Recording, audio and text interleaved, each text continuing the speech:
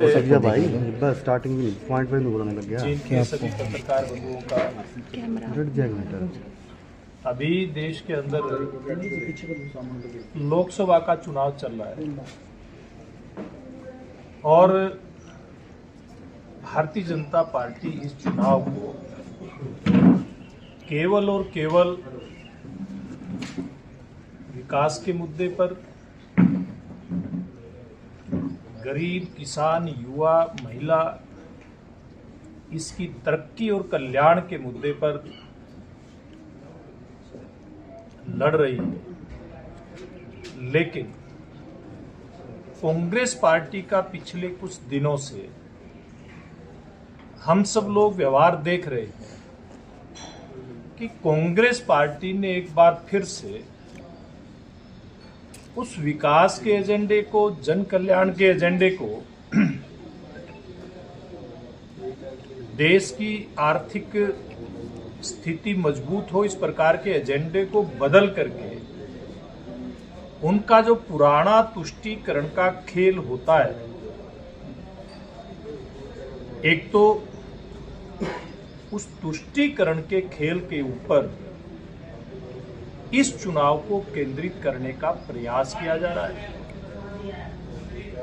और दूसरा, कांग्रेस पार्टी के नेता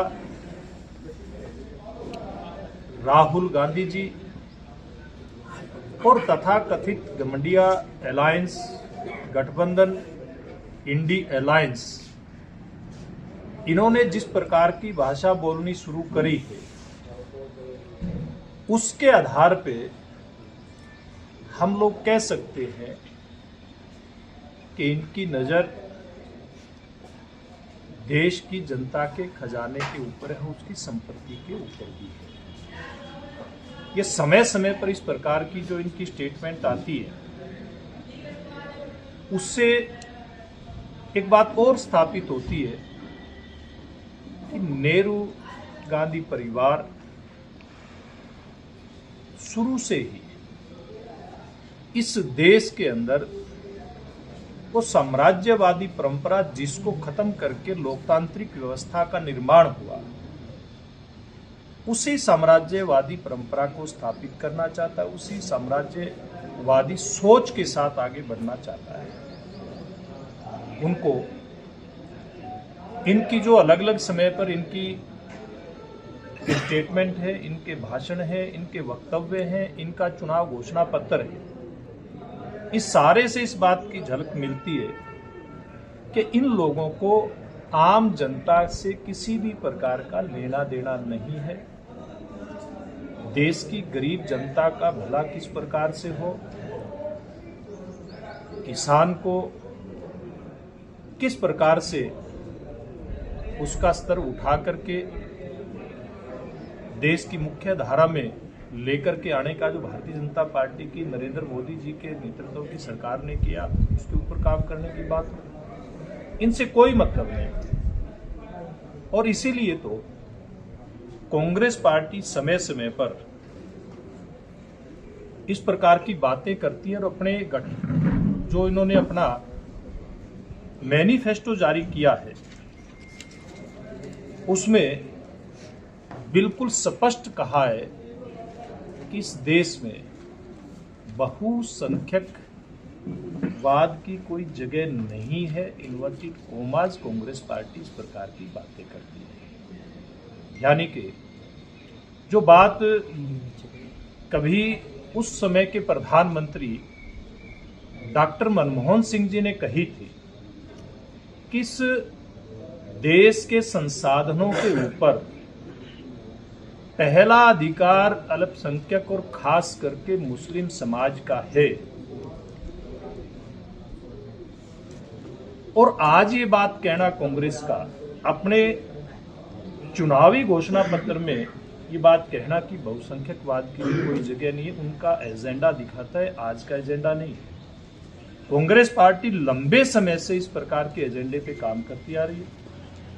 तुष्टीकरण के एजेंडे पे कांग्रेस काम कर रही है और उल्टा आरोप लगाती है भारतीय जनता पार्टी के ऊपर कि ये सांप्रदायिक पार्टी है। अगर हम इनकी मोटी मोटी बात करें तो ये देश की जनता इस बात के ऊपर अपना मत प्रकट करे कि भारतीय जनता पार्टी की सरकार और भारतीय जनता पार्टी इतने लंबे समय से देश के अंदर राज कर रही है मोदी जी के नेतृत्व में। कभी भी भारतीय जनता पार्टी की नरेंद्र मोदी जी नीति सरकार ने इस प्रकार की योजनाएं नहीं बनाई जो केवल और केवल किसी जाति विशेष के लिए हो। समाज के सभी वर्गों का भला किस प्रकार से हो, सभी वर्गों का कल्याण किस प्रकार से हो, भारतीय जनता पार्टी और एनडीए की सरकार इस बात को लेकर के चलती है। अभी कांग्रेस पार्टी ने यह भी कहा है कि हम जो एससी, एसटी, बीसी, ओबीसी इसको 50% आरक्षण की जो व्यवस्था है उस व्यवस्था को बदल करके और उसमें अल्पसंख्यक खास करके मुस्लिम समाज को आरक्षण देने की बात वो लोग कहते हैं और आरक्षण की व्यवस्था को 90% तक लेकर के जाने की बात करते हैं। तो इसमें आपके माध्यम से मैं आम जनता तक ये बात पहुंचाना चाहूंगा, कांग्रेस पार्टी के मित्रजनों से बात पूछना भी चाहूंगा कि फिर ये रिजर्वेशन कटेगा किसका?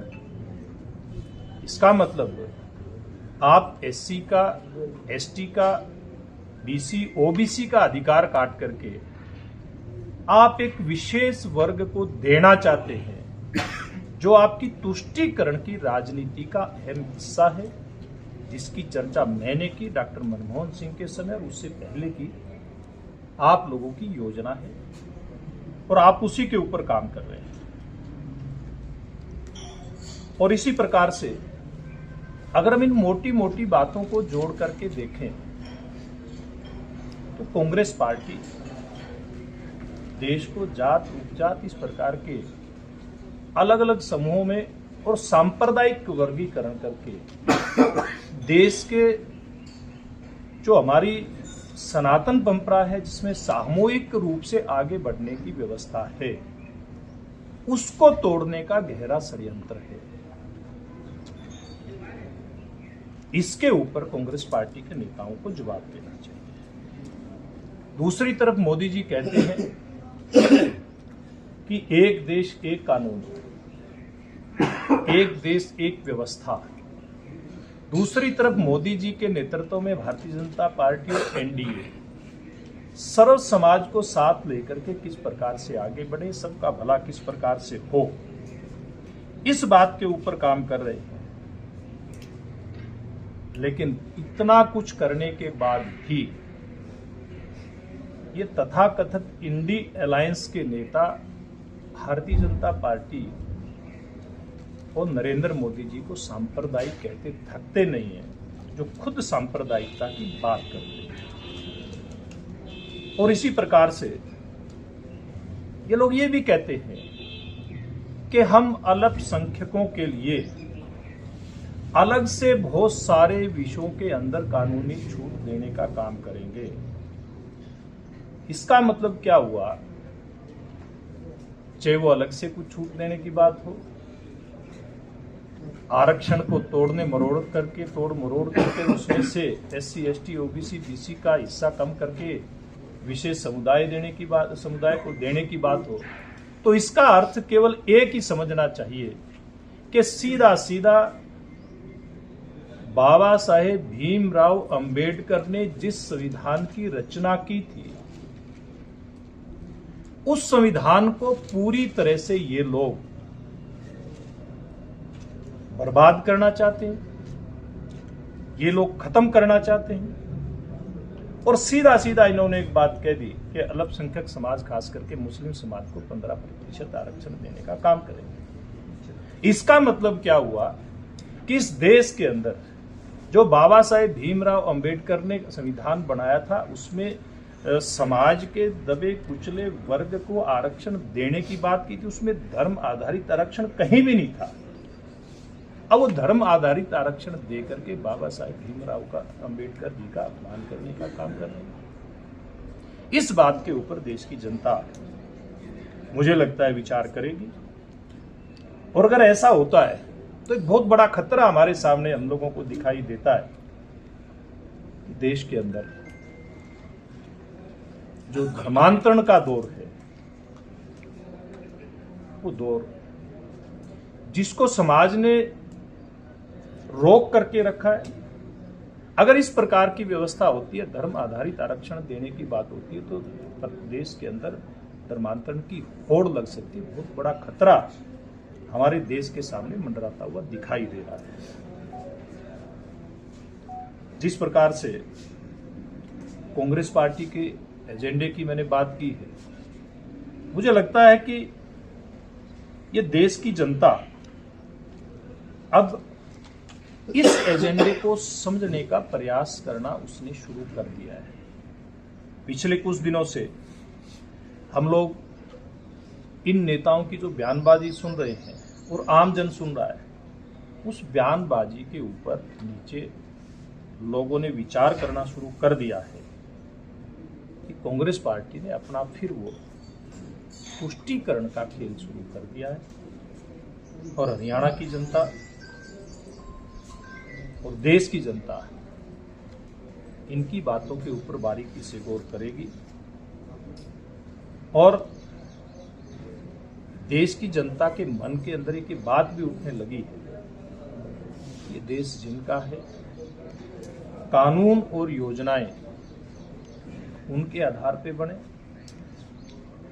देश के जो संवैधानिक ढांचा है, उस संवैधानिक ढांचे के आधार पर हमारे संविधान के निर्माताओं, खासकर के बाबा साहेब भीमराव अंबेडकर ने जिस प्रकार से दबे कुचले समाज को आगे बढ़ाने का एक प्रयास शुरू किया था, उसी आधार पर देश को आगे बढ़ना चाहिए।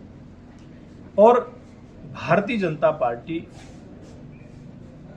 जनता पार्टी के नेतृत्व शीर्ष नेता नरेंद्र मोदी जी ने इन 10 सालों के अंदर देश की व्यवस्था को इसी आधार पर आगे बढ़ाने का प्रयास किया। कैसे देश के गरीब तबके को आगे बढ़ाया जाए, उसके लिए अलग अलग समय पर अलग अलग प्रकार की योजनाएं लेकर के आने का काम किया। तो आज मैंने आप सबके माध्यम से ये बात कहने का प्रयास किया है, वो बात आपके माध्यम से जनता तक भी जाएगी और कांग्रेस पार्टी के नेतृत्व तक भी ये बात जाए कि आज देश की जनता हर बात को बहुत बारीकी से देख रही है। इतनी बात मैंने आपके सम्मुख रखनी थी। आपने कहा कि कांग्रेस पुष्टिकरण आपकी आनी है, कहीं ना कहीं आपके मन में भय है। देखिए, भय किसके मन में होता है? जो लोग चुनाव से भागते हैं। भारतीय जनता पार्टी का प्रदेश नेतृत्व से लेकर के देश के नेतृत्व से लेकर के बूथ का कार्यकर्ता मैदान में है, 10 के 10 कैंडिडेट मैदान में है। ये डर भारतीय जनता पार्टी नहीं रही है, डर तो कांग्रेस पार्टी रही है, जिसको ये नहीं सूझ रहा कि किस लोकसभा से किस प्रत्याशी को लेकर के आया जाए। चाहे वो नरेंद्र मोदी जी की सरकार की जो जनहित की लोकप्रिय योजनाएं हैं, उनका क्रियान्वयन हुआ, उनके क्रियान्वयन से उनको डर लगता है कि आम जनता भारतीय जनता पार्टी के पक्ष में खड़ी है, या फिर उनको दूसरा डर उनकी अंदर खाते जो पार्टी के अंदर टूट है राष्ट्रीय स्तर से लेकर के और प्रदेश स्तर और स्थानीय स्तर तक, और दूसरा तथाकथित इंडी अलायंस, उसके अंदर जिस प्रकार की घबराहट है, जिस प्रकार का डर है, तो डर उनके अंदर है, भारतीय जनता पार्टी के अंदर नहीं है। भारतीय जनता पार्टी तो बेरोजगारी था, 10 साल में महंगाई और बेरोजगारी पर आप कितना कुछ लगा पाए, क्यों महंगाई बढ़ पाई? देखिए, कोई भी सरकार नहीं चाहती किसी भी रूप में महंगाई और बेरोजगारी को कोई बढ़ावा मिले। बहुत सारे ऐसे फैक्टर होते हैं जिनके कारण से महंगाई बढ़ती है। वो देश के भी मुद्दे ऐसे होते हैं, व्यवस्थाएं होती हैं, और देश से बाहर की यानी कि दुनिया की अंतर्राष्ट्रीय व्यवस्थाएं जिसको हम कहते हैं। लेकिन इतना बड़ा जो एक भयंकर त्राही का दौर रहा, कोरोना महामारी, वैश्विक महामारी, उस दौर से देश को निकाल करके लेकर के आना और महंगाई को अपेक्षाकृत कंट्रोल रखना। मैं एक बात दावे के साथ कहता हूं, अगर देश का नेतृत्व किसी और व्यक्ति के हाथ में होता तो महंगाई किस स्तर पे होती, इसका अंदाजा लगा करके व्यक्ति की, सामान्य व्यक्ति की रूह काबू होती। महंगाई को कंट्रोल में भी रखा और देश की अर्थव्यवस्था जीडीपी 8% के आसपास देश की रहे। दुनिया की अर्थव्यवस्था और उनकी जीडीपी का हाल क्या हुआ?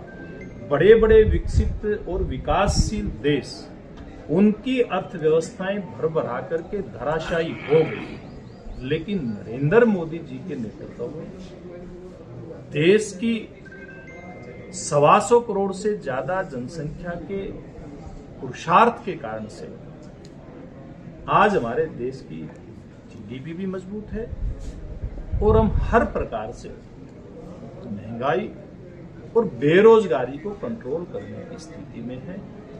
आज देश का जो आधारभूत ढांचा मजबूत हुआ है, आपके जींद के अंदर से कितने नेशनल और express highway, super express highway, green field express way अब आप लोग आपके मुद्दों पर गुजरते आए। हैं। हाँ। नहीं, मैं लोग को राष्ट्रीय है, जींद में आ गए ना। मैं राष्ट्रीय मुद्दे की बात कर रहा हूं। आपने बेरोजगारी की बात करी, आप सुनोगे तो आपको ध्यान में आएगा इनके कारण से कितने रोजगारों का सृजन होता है।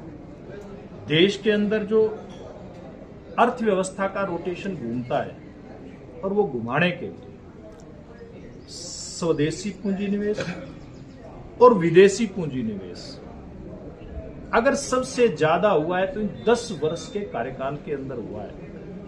अगर कोई कारखाना जींद के अंदर लगता है, देश के किसी भी कोने के अंदर लगता है, निश्चित रूप से उसके कारण से अर्थव्यवस्था का रोटेशन तो घूमता ही है, स्वरोजगार के रोजगार के अवसर भी उसके अंदर से पैदा होते हैं। आज हमारा देश जो कभी, मैं उस पर ज्यादा लंबी बात नहीं करूंगा, लेकिन उदाहरण के तौर पे कहूंगा, हमारा सैनिक साजो सामान, सैनिक उपकरण, उसमें बुलेट प्रूफ जैकेट से लेकर के और जो उनकी गन होती है वहां से लेकर के और बड़े बड़े लड़ाकू जो जहाज हैं, वो आम तौर पे ज्यादातर सामान बाहर से आता था। लेकिन हमारी मोदी जी की सरकार ने स्वदेशी निर्मित उपकरण इस देश के अंदर हों, सैनिकों के पास हों, उसके कारण से 2 हमारे लक्ष्य पूरे हुए।